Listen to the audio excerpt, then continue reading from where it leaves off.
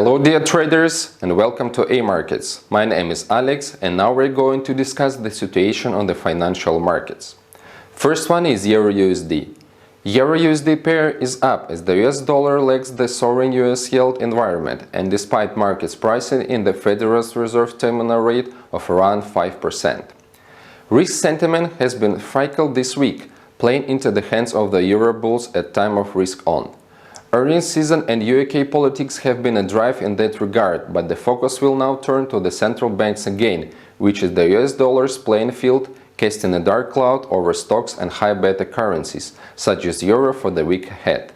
Financial markets have now fully priced in yet another 75 basis point interest rate hike from the Federal Reserve when it meets next month, according to FedWatch tool, and there is where the Euro bulls' hard work could come up done.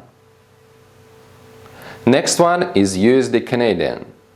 The Canadian dollar was little changed against its US counterpart, with the currency pulling back from its strongest level in 2 weeks as hawkish comments by a Federal Reserve official weighed on investor sentiment.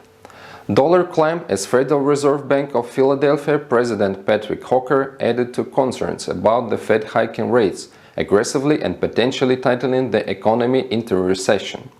The price of oil, one of Canada's major exports, rose but gave back much of its earlier gains as investors worried about inflation dampening demand for it. Domestic data provided further evidence that Canada's slowdown in Canada's housing market is depressing prices.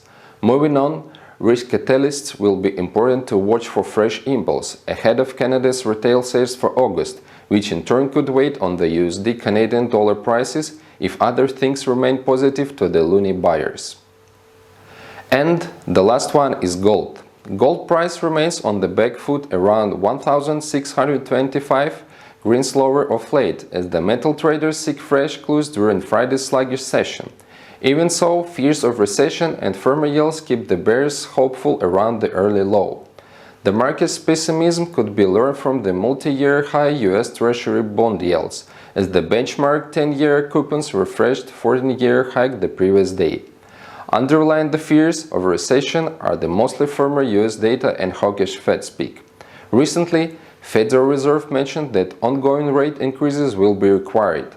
To sum up, gold's latest weakness is likely to extend, but the lack of major data and events could restrict the heavy downside.